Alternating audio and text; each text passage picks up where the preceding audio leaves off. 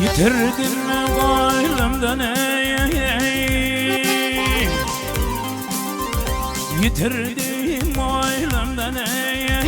Kolpeveri yarim Aleveli gülpanımdan ayrıldım Yarımı öldürmeyi kaldım dünyada Gönlüm almalay günahlarından ayrıldım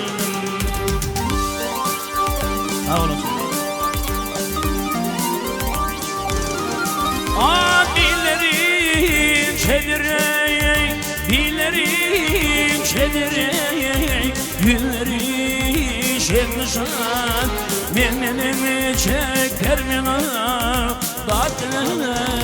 didar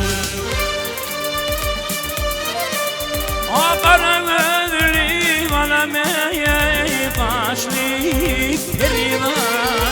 Akıl vermey, akıl dardan ayrılırım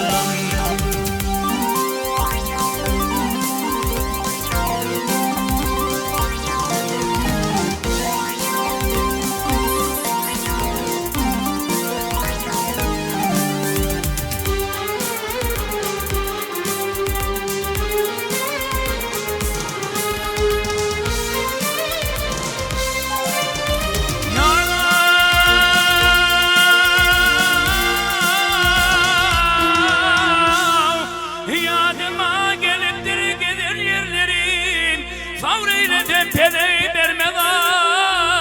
kararı Akarın ödülü kalemeye kaçlı nigarım Alem ödülü tüvekerinden ayrılır Zafer aleye yerimine tararı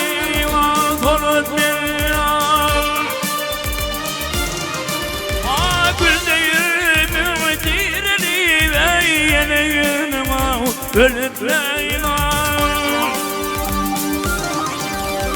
Yarımdan ayrılıver Yarımı kalbim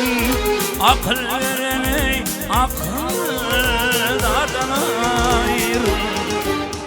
Yevelley yavrim